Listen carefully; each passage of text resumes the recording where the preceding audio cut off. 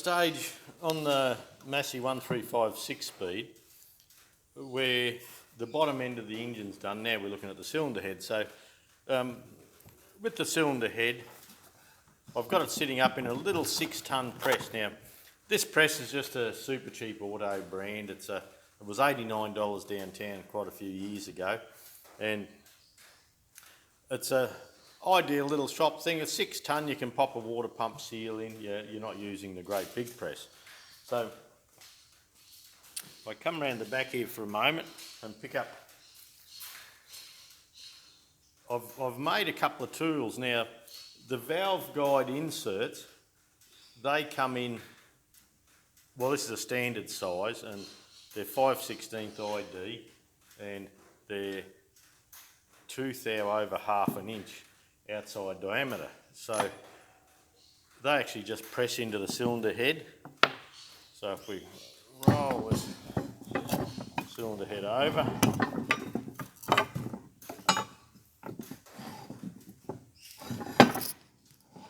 it's a little bit dark to see, but yeah, the valve, you can see them sitting out here. And they sit out 15 millimetres, so I've made a tool for fitting them at 15 millimetres. The tool for pressing them out, that comes down from the back here and it'll just press them right through out of the way for us. And because we have interference with these guides and the press here, well, I've just got a piece of pine each side of the cylinder head, and we're going to just sit the head up on the pine boards, and it's not a hard job pressing these out, so we should be okay, but we do have to keep it all nice and true and level and all that sort of thing. So these end ones are going to be a bit of a fiddle, but that's all right. We'll do a couple of practice runs on the inside ones, and they don't take a lot to get out.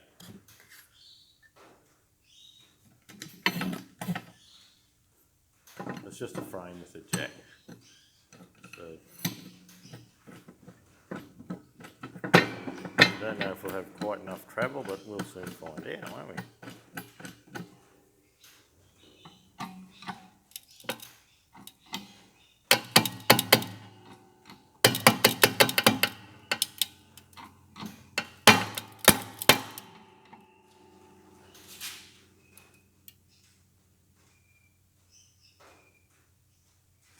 Okay, this piece of board here is going sideways because of the kink in the head. So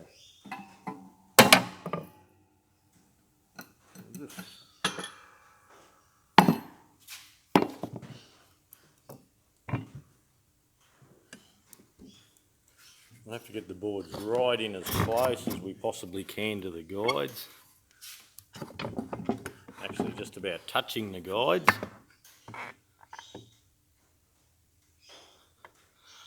That should be very well supported. We'll try again.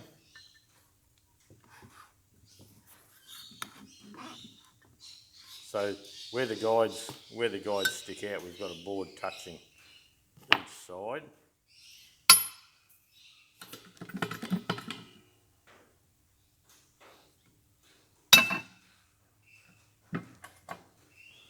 Let's see how this goes.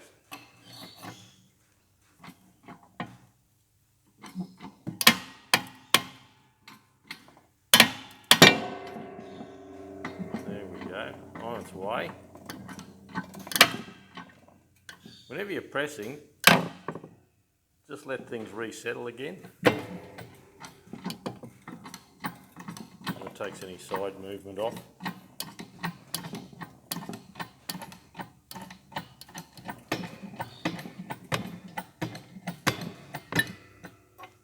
And there we go. There's the old guide. There's the old one, there's the new one. Do they look the same? They certainly do. Well, very close.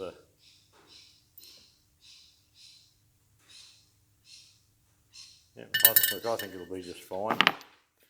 Okay, let's have another go. We'll move it all. A couple of you blokes doing nothing, give us a hand, eh?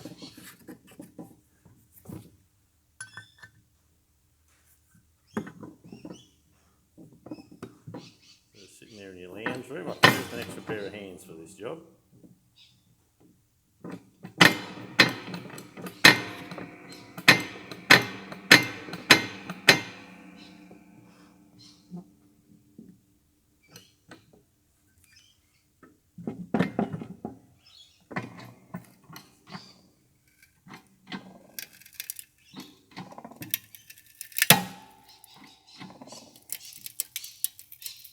That board's going sideways once more.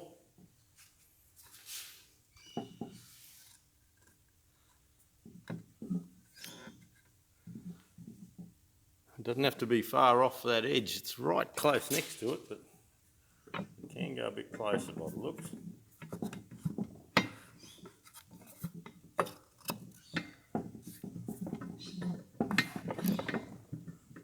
I'm actually using pine, which is very soft wood, just so it doesn't mark anything up. But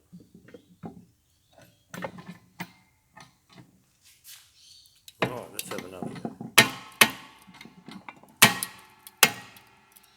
No, that doesn't feel good. Alright, I think I might go and get a different board. And we've just got some rain on the roof. So just when we're worrying about sound quality, we get rain. So, and that should press back in there when the time comes. Okay, I'll set this up a bit better. I'll get some hardwood that comes right out to support here. And we should be okay. Alright, we're set up once again, and on the when we pushed the first one out, we had a couple of wedges there and the head wasn't being supported at the outside more. So we've just got some flatter boards now that give us more surface area there. So that should just press out this one.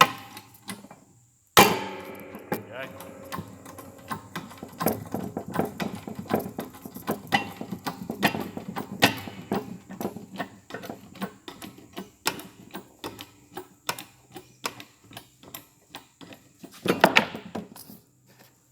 There's another one out, so we'll keep going while we're on a bit of a winner. Pardon me.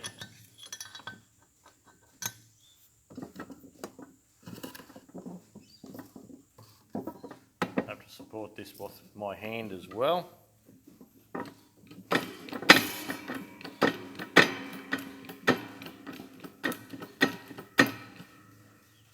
When we get close. A little bit closer. Make sure that's nice and square.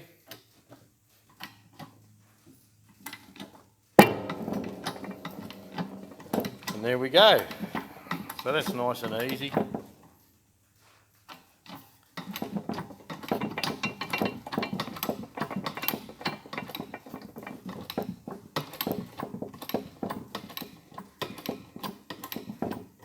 And we are going to cut all the new seats, but you must put guides in first. There's no use cutting a seat and then with the guides, cutting the seat with the old worn guide. So you cut the seat with the new guides as the guide actually supports the tool.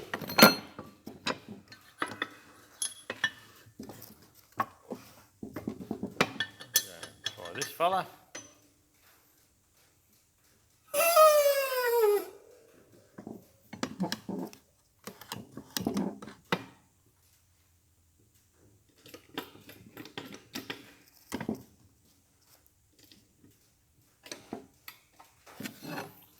Another go.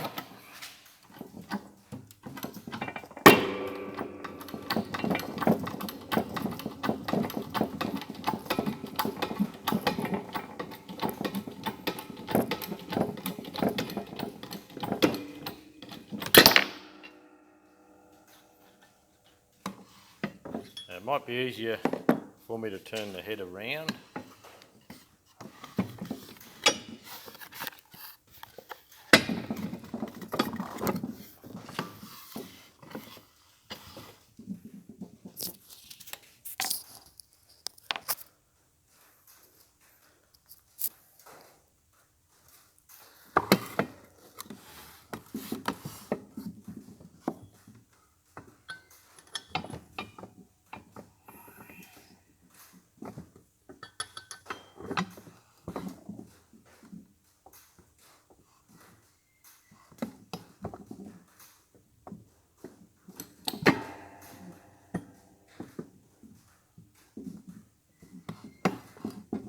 straight's always what your goal is.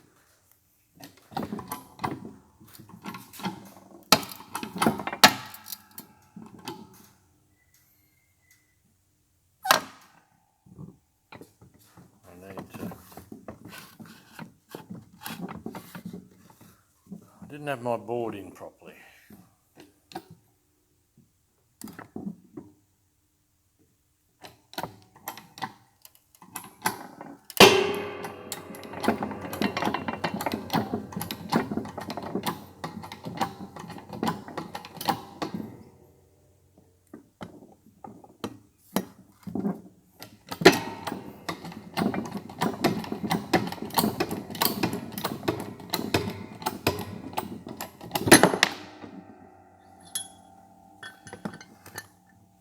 And last one.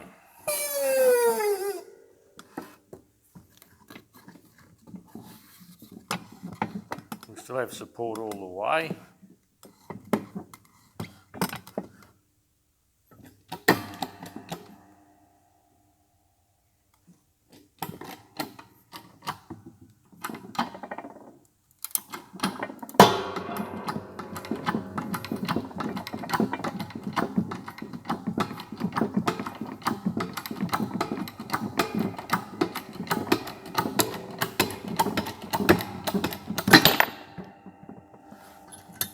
That's it. I'll try and leave the boards there if I can.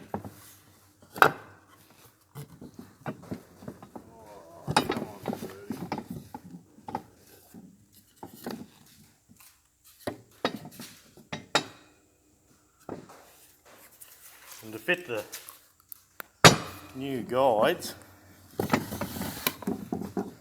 we just need to support the head properly, and we'll use this tool here. So, oh, let's give that a go. I'll get a bit of oil.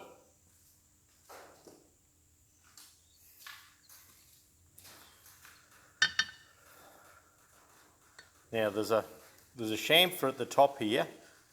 That's to let any oil run off, sort of thing, because they don't have valve stem seals. Down here there's a little lip there. I don't quite know what that's all about.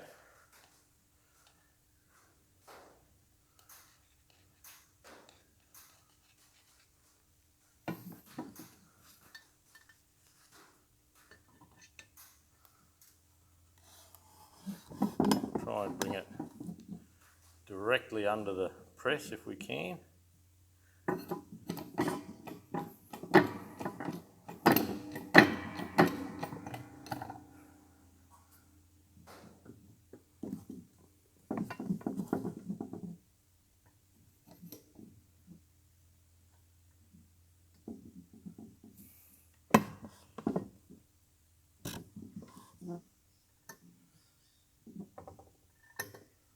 We'll just start that and we'll see how we're going.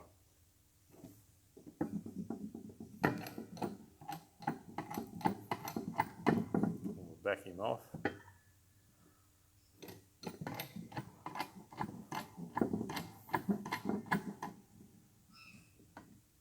Back him off again.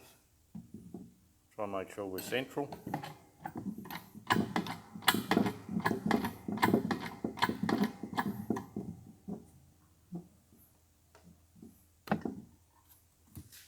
I think we're pretty good. Feels okay.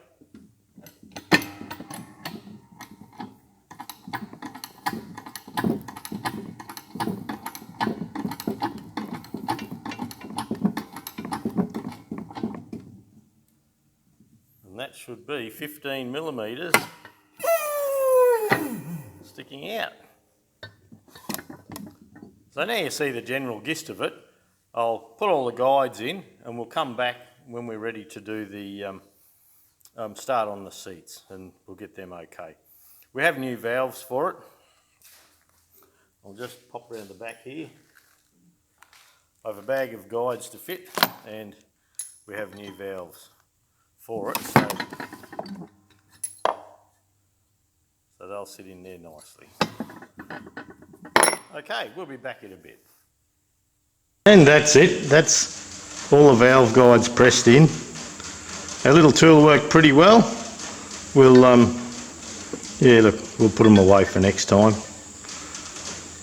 And those same tools fit a TE20, as in the valve stem here. I think the exhaust valves on the Perkins AD3152, I think it's the same valve on some of the TE20s. Now on the Fergie TE20 there is different size valves, so you do have to be careful with that, but that should be good enough now that we can get the head set up. I may get rid of the press and set it up here, and yeah, we'll start cutting the valve seats and see how we go.